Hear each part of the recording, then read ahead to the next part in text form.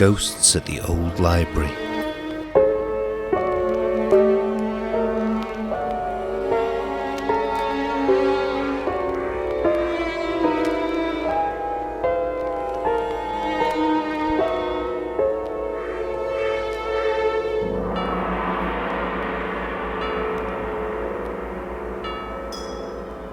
Ghost Story, written and read by Melissa Wan. It was Boxing Day when my husband came back. My parents had sent the servant home with a shilling and his Christmas box, and it had grown quite dark in the front room without his realising. When at last I rose to light the candles, the flames revealed a figure on the other side of the room. It was my husband, standing beneath the bough of holly, and wearing the coat which had a loose seam that I had patched at least twice before. "Peter," I said. He turned his head a fraction, but made no reply. "Won't you take a seat?" He moved to sit in the armchair by the fireplace. Though he did not appear to have aged a day beyond his 32 years, he did seem taller and somehow more learned, as though he had been cultivated by his years in death.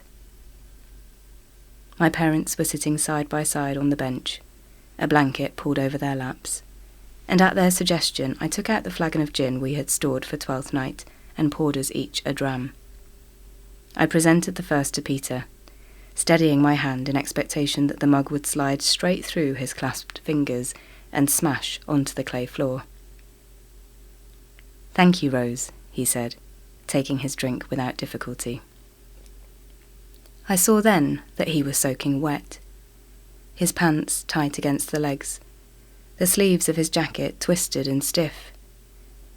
The weather this winter had been mild and dry, and I imagined him stepping out of a lake, perhaps having been funnelled into the Bridgewater Canal from the sea, rising from the water to find himself among the boats bringing unimaginable amounts of coal into Manchester. I saw him take the long road out of the city, walking until he reached Levenshulme and the familiar sight of the Bluebell, crowded with people celebrating the season beneath its thatched roof, before approaching the house we used to share and spying another family through the window. I imagined him pursuing his intuition that I may have moved back in with my mother and father at the farmhouse, trekking on further into the countryside until, at last, he found me here. I asked if he didn't want to get out of his wet things first, but he said it made little difference to him. I served my parents their gin, then settled on the end of the bench by my mother. Peter lifted his mug, and we three lifted ours in return. "A health to all," we said. Peter tipped his gin back in one, and I stood again to fetch the flagon. My father began to recount the story of the quake which had come upon us a couple of months before, and my mother nodded along with enthusiasm. You could hear the bells of all the churches ringing out, we shook so fiercely. He almost sprang from his seat as he spoke. I wondered then if Peter might have come with the quake, and I stole a sidelong glance at him in the hope he might turn to meet my eyes. He merely sat and sipped at his second serving until it was empty, at which point he announced it was time for him to go to bed. My parents wished him a good night, and when he took the stairs, we listened as the floorboards of my bedroom began to creak. "Well," said my father, standing and pulling on his housecoat, "you're lucky he came back." "She is blessed," my mother agreed, folding away the blanket. "You don't want to ask him too much about the other side," my father continued, "in case he remembers and finds he wants to go back." I kissed first my mother, then my father, and they took themselves to bed. I extinguished all candles but one, then stepped out into the cold. Though the fire had been out, my ears were burning, no doubt due to the gin. The night was thick with mist, but I counted 16 stars in the sky, one of which burned brightest, and which Mr. Radcliffe had told me was not a star, but a planet, Jupiter.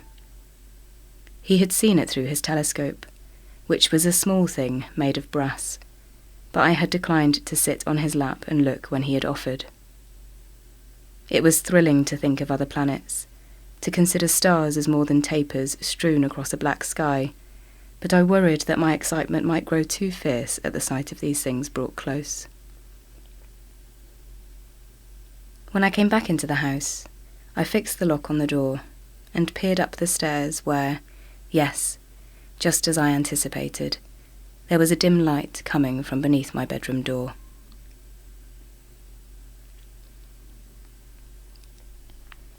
I found Peter sitting up in my small bed. His wet clothes were folded over the chair in the corner, and he was wearing my gown of green silk, the one with foliage blooming on the sleeves which Mr. Radcliffe had had tailored for me at great expense and presented to me as a gift. Had I expected Peter's return, I would have made sure to keep our bed, perhaps his nightgown and his slippers. Although my hair was beginning to grey, I might have kept it long and away from my face, in the style he had liked. I hesitated on the threshold. "You moved out of Levy then," Peter said. "Yes," I said. I had no choice. I stepped into the room and closed the door behind me. When I asked if he was tired, I noticed my voice was quiet, almost as though I were talking to myself. "No," he answered. "But you've travelled very far," I said, and he shook his head. "Not too far." I stepped toward the bed, and when Peter turned his face to me, I realised he was not wet as I had first thought. Rather, he had the appearance of a body under water, the translucent quality of skin, his hair clumped in long dark strands that seemed to float from his head. He had never been handsome, something which had troubled him more than he'd like to admit, but now his face was striking, a difference which I believed was down to expression, not to a change in features. It was the same face, held differently. "Aren't you cold?" I asked. "No," he said again. I took off my slippers one by one, then climbed into bed beside him, lifting the sheet to my chin, for I could feel I would tremble without it.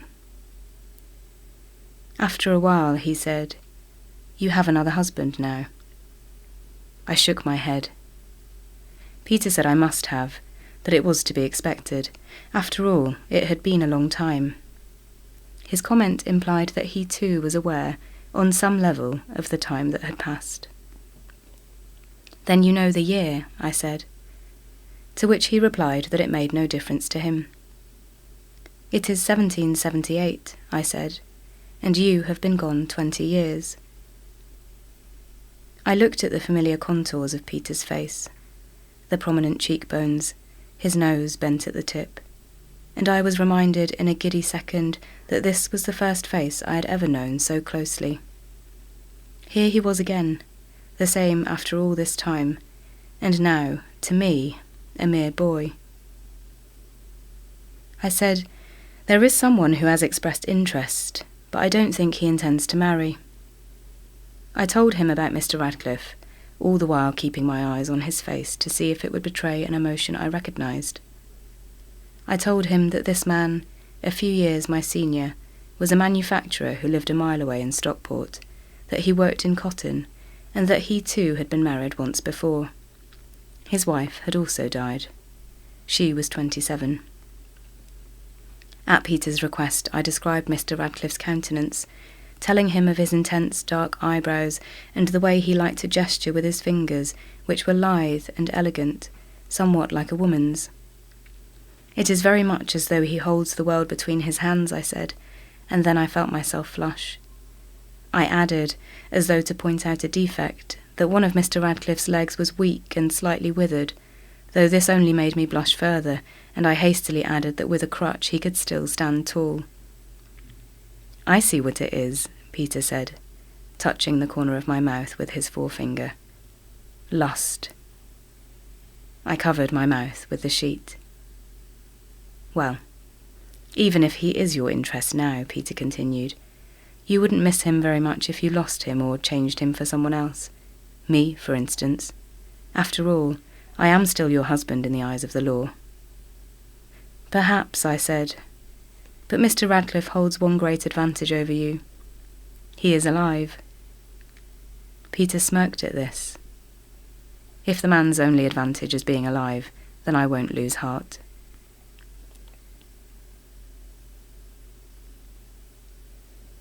Later that night, Peter asked if I would bring him something to eat. He said that he was curious to have something upon his tongue, that he wondered especially about salt. I sliced for him 2 generous hunks of bread, which I slathered with thick yellow butter, and I brought them upstairs with a mug filled with brown ale. He said nothing, not even thank you, simply bit heartily into the crust, and ate with single-minded concentration. I lit the small stove in the corner, and in its light Peter's lips gleamed slick with grease. "Is it good?" I asked. He smiled faintly, his jaw working. "You seem satisfied," I said. He swallowed. "I don't know if satisfaction is the word," he said. "Can a person with no needs and no desires ever be dissatisfied?" "Is that what it means to be dead?" I asked. I wondered if he would start at the word, but he simply shrugged and licked a smear of butter from the side of his hand. "It sounds like heaven," I said, then considered if living without desire was really a kind of hell. Peter said, "Who's to say death is the same for everyone?"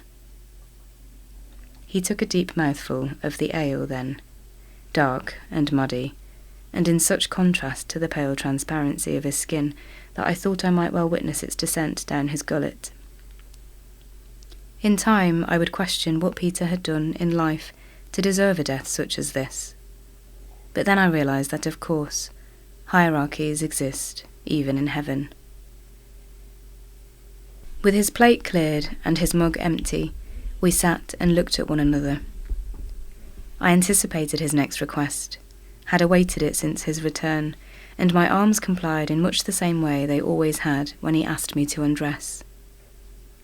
He watched as I pulled my shift over my head, loosened my skirt, shed for him my blouse, my socks, letting them pool onto the floor until I was standing before him in nothing but my woolen vest and cotton drawers, and then I removed them too. The difference now, I was not afraid, and my body was no longer the object it had been when I was a young woman. I watched as Peter's eyes moved from my mouth to my throat, down over the curves of my heavy breasts and the belly which had borne 3 children, none of whom had lived beyond infancy, and to the patch of coarse hair at my crotch, at which he looked in much the same way as anywhere else. It was a gaze seemingly without desire. He told me I hadn't changed, at which I couldn't help but laugh, and then he said that perhaps I did hold myself differently. I sat on the edge of the bed and lifted Peter's hand to my breast. He didn't squeeze it or pull at the nipple as he might have done before. He simply cupped it and held its weight. When he began to move his palm against it in slow and dreamy circles, I found my mind drift to Mr. Radcliffe and to his hands adjusting the lens on his telescope, his fingers gesturing for me to come and look. Peter removed his hands and sat back against the headboard, saying that it had been so long he was sure he had forgotten. I ventured that this could only be a good thing. When I asked if he was ready, he said he didn't know. I pulled aside the bedsheet and peeled open the gown to reveal his figure, which was exactly as I remembered, slender, with a little rounded pouch and smatterings of dark hair around the small brown nipples. His penis was soft. It seemed delicate, though I knew delicate was not the right word for a thing which would stiffen and grow, which could cause as much pain as pleasure. I kneeled on the bed, and bestriding his legs, leaned forward to bring my face close. I knew this body intimately. My hands could visualize it exactly in the dark, and as I took him into my mouth, cold and soft and briny, I realized that perhaps the word I was looking for was delicacy.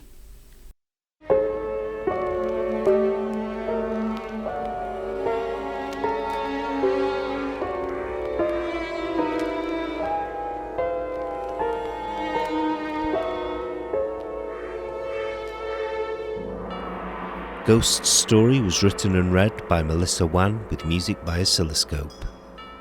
Ghosts at the Old Library is produced by Levenshulme Old Library in collaboration with All FM with support from Arts Council England.